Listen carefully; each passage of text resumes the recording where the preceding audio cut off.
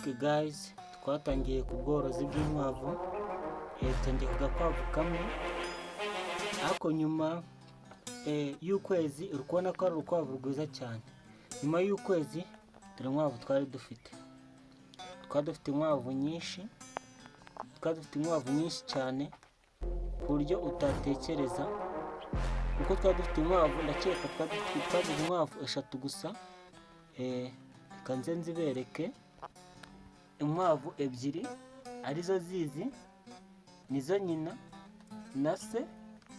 Ariko uri kubona ko ari urukwavu rupima ibiro hafi 3 muri 5. Kubona urukwavu rwiza, uko twaruhaga amazi meza atagira ikibazo na kimwe. Kubona ko ari utwana twiza tumeze neza. So nashishikariza aborozi kugira ngo bajye nabo bita ku bintu byabo ndetse banabikontorore neza. Kubera ko twatangiye ku bworozi bw'inkwavu bwiza.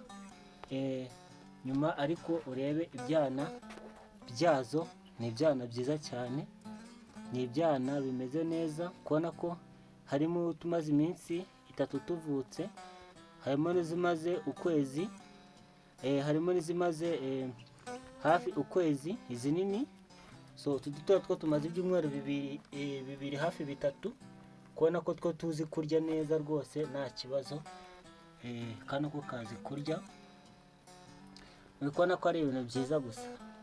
Nabashishikariza rero ubworozi bw'inkwavu ko ari ubworozi bwiza budafite ikibazo na kimwe, ahubwo uwabworoye acika ukubiri n'ubukene, ibintu bikagenda neza.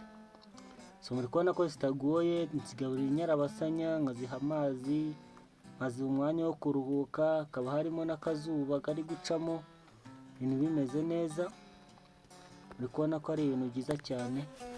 So nabashishikariza rero kugenda namwe mugatunganya ubworozi bwanyu neza, kandi ari ibintu bimeze neza cyane.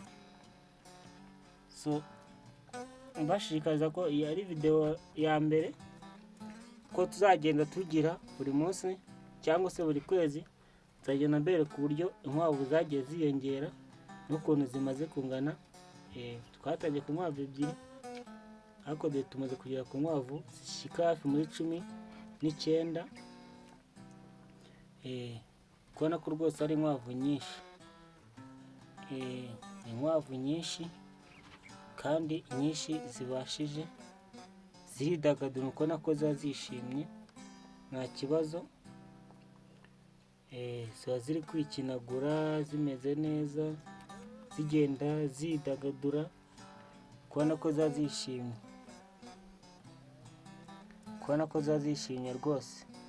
Twabashishikariza rero namwe kugenda mugakurikirana ubworozi bwanyu kandi mukabukora neza nta kibazo. Buriya ruratorotse, kariya niko mayibobo mfitemo. Buriya kagiye karaza nko ku mugoroba, ariko ikaba gatembera mu bindi biraro bitari byageramo inkwavu. So muri kubona ko rwose ari inkwavu nziza, nkina n'igipfizi. Ni inkwavu nziza cyane, ni inkwavu nziza. Ubwo uri kubona ko rwose ari inkwavu nziza zibereye korora, zibereye ibintu byiza, bimeze neza cyane nta kibazo.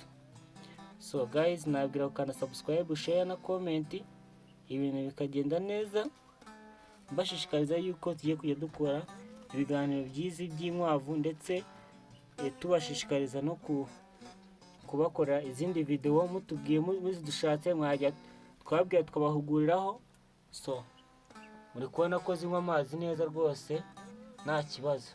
Rero ruje kunywa amazi, rugize icyaka, ruje kunywa amazi, ruje gutwara ukuntu banywa amazi bimeze neza. So guys, murakoze. Ariko mbibutsa gukanda subscribe, share, munakore na comment. Mujye munakora na comment kugira ngo tubane umunsi ku munsi.